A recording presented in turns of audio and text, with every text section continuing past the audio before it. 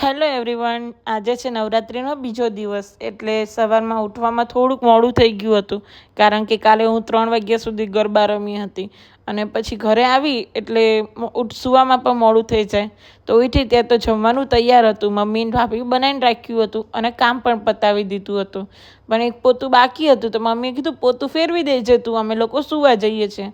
મેં કીધું સારું મમ્મી. તો હજી પોતું ફેરવીને બેઠી જ હતી ત્યાં પ્રિયાંશી દીદીનો કોલ આવ્યો કે અમને હેર સ્પા કરાવવા જવું છે આજે. તો મેં કીધું સારું, હું આવું છું સાથે.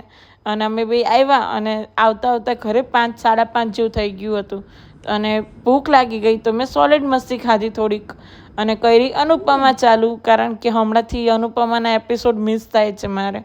તો મેં અનુપમાનો એપિસોડ જોયો અને થોડીક જ વાર થઈ ત્યાં મમ્મી દીવાબત્તીનું કીધું. આજે તો પૈયા અને ભાભી બંને હતા તો મમ્મીએ કીધું તમે બેનને જ દીવાબત્તી કરો.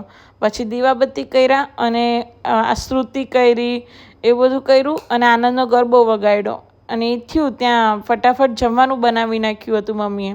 તો મેં પહેલાં પીધી પ્લિક્સ પણ પીધી અને તરત જ અમે જમવા બેસી ગયા હતા.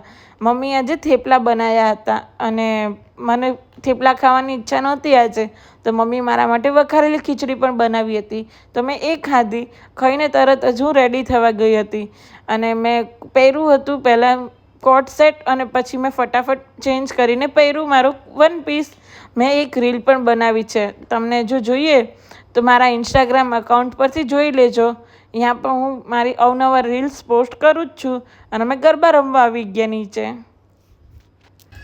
ગરબા રમીને અમે બેઠા જ હતા ત્યાં નાસ્તાની અનાઉન્સમેન્ટ થઈ અને આજ નાસ્તામાં હતી દાબેલી. અમે બધાએ દાબેલી લીધી અને નાસ્તો કર્યો અને પાછા અમે ગરબામાં જોડાઈ ગયા હતા.